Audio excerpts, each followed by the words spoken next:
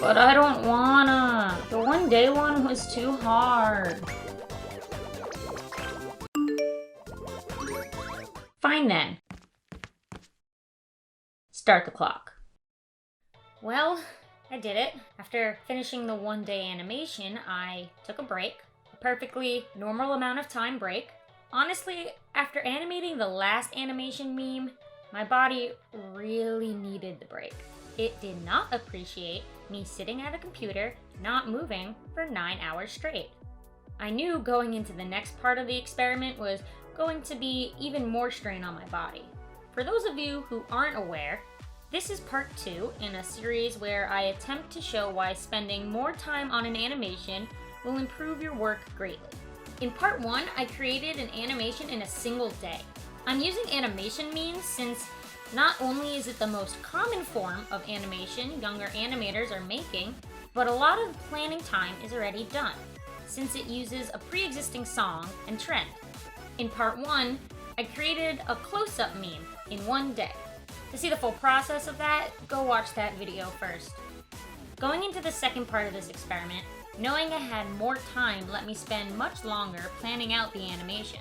I wanted to go as far from the animation meme norm as I could, and create a full story with the animation. I see a lot of animation memes with the head bobbing and the flashing colors that then have an entire essay written in the description explaining who the character is and their backstory and the entire world they live in.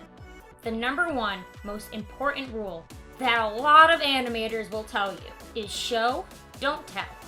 The entire point of the animation medium is to be able to tell a story with visuals. If you want people to read to understand your story, then just write a book. If you're going to be animating, use it to its fullest potential. It will create a much greater impact on the viewer. Also, I bet you most people viewing your animation are never going to read your description when it looks like a college essay. Since I really wanted to tell a story with this animation, I looked for a recent animation meme with a more narrative song. This meant one with lyrics, not just instrumental. I stumbled upon the Mirrors meme, which immediately caught my ear. The visuals people were making for this meme were simple, but I knew I could take this song and really push something out of it. I knew I'd once again be using my original characters for this, since I can draw them pretty quickly without wasting time drawing the skeleton.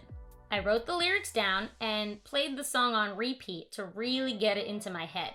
I then began drawing out thumbnails for the animatic in my sketchpad. I do this with everything I animate, so I can roughly plan it out before beginning to create anything serious.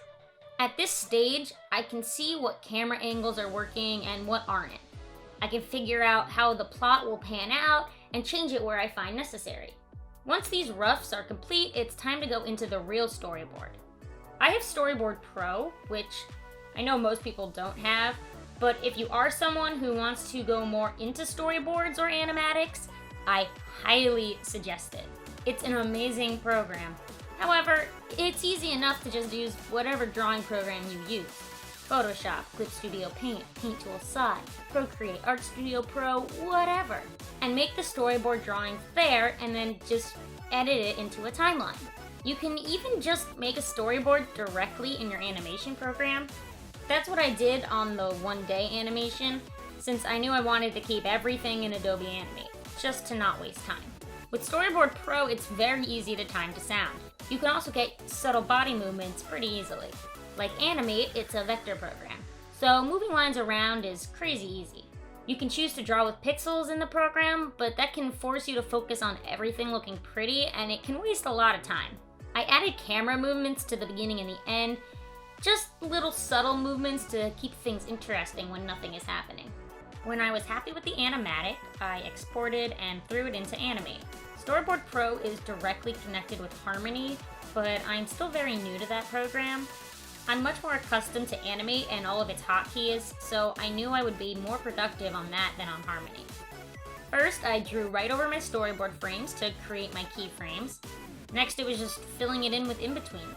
When it comes to walking, a good way to go about it is to animate it standing in place and then either move it with symbols if your program has that, export it separately and move it in editing, or manually move the frames across the screen.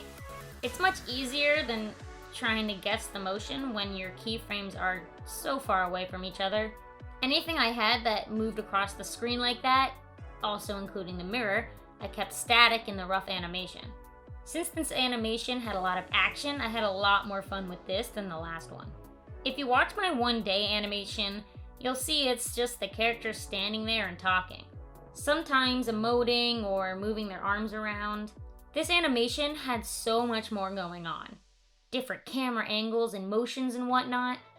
It was fun to get into full body motion and the interaction between two characters, showing the difference in personalities just through how they moved, since they looked exactly the same.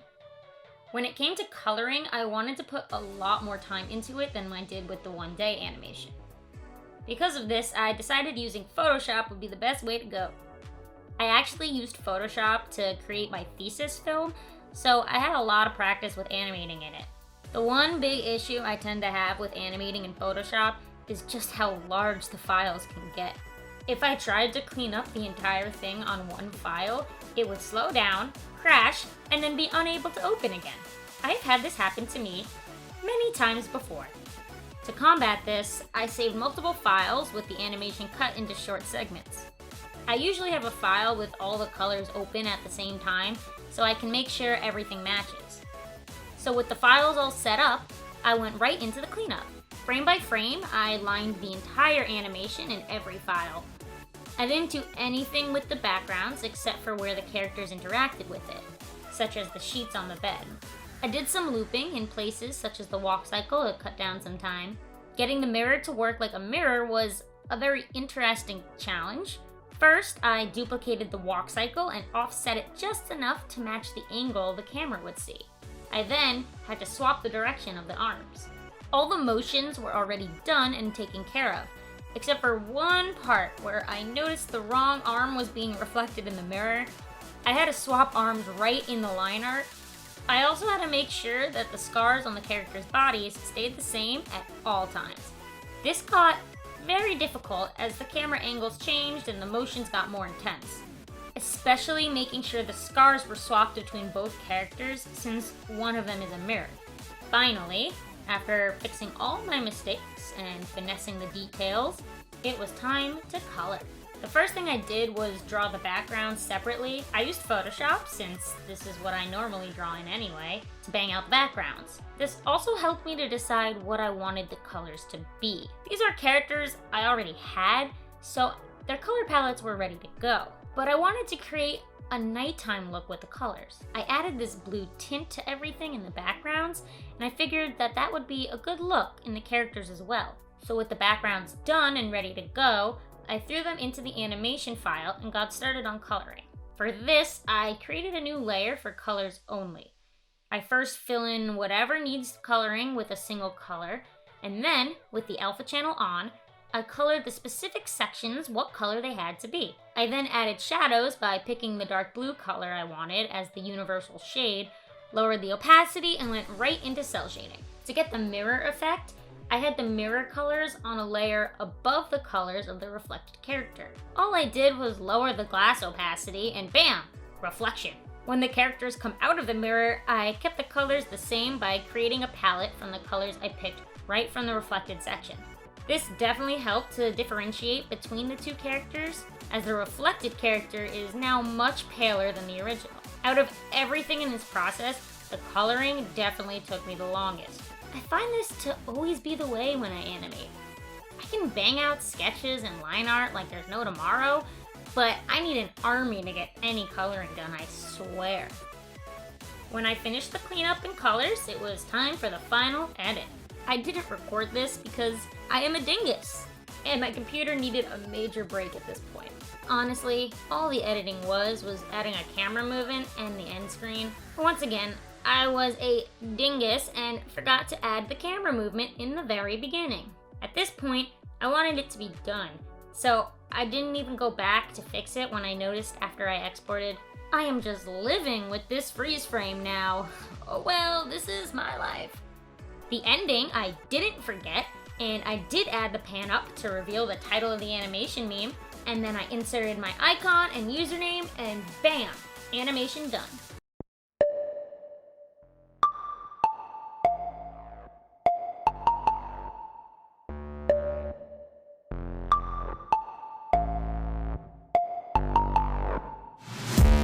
Baby, where'd you go?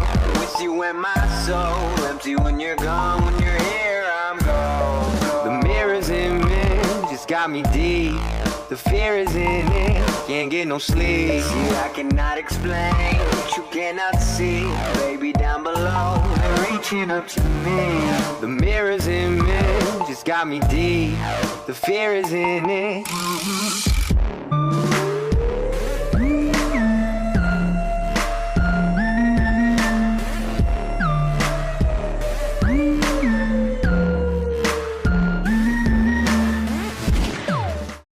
So, it's been a few weeks since I uploaded the finished version of both of these animations. Looking at my analytics, it clearly shows that the animation I created something new and original with is doing better than the simple generic one.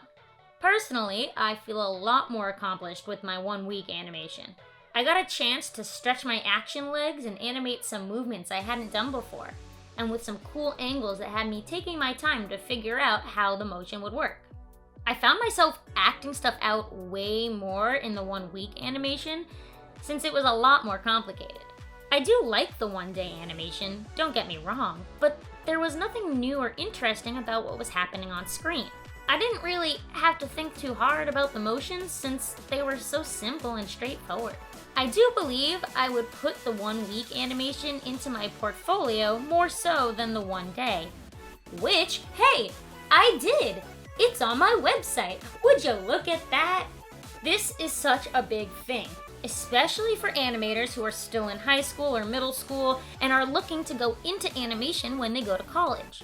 If you're already animating, why aren't you trying new things? Create a story and show it. Change your camera angles. Have something interesting take place. Show, don't tell. If you walk into portfolio day with your tablet and whip out an animation you made with all of these things, it would put you legs above so many others. I went into art school knowing I wanted to do animation, and I had a bunch of rotoscope stuff and 1 straight ahead paper animation that was horribly timed and all the anatomy was wrong. But who cares? You can improve on those things as you go. I know I did. Oh God, I did. I put this challenge up to any of you out there. Animate something in a day and then something in a week. It doesn't even have to be an animation meme if you don't want it to be. Take your time and really plan out your animations before you make them. Put some thought into it. Be original, and I'm sure everything else will follow. That's it for this crazy experiment. I posted process videos for both of these animations if you want to just check out the raw animation without my dumb voice speaking into your ears. Check out all my other stuff. I make videos talking about character design and also original animatics. If there is some other crazy art or animation experiment I should take on, let me know in the comments. Follow me on Twitter and Instagram, links in the description. Like bell and all of those other things YouTubers say. Peace.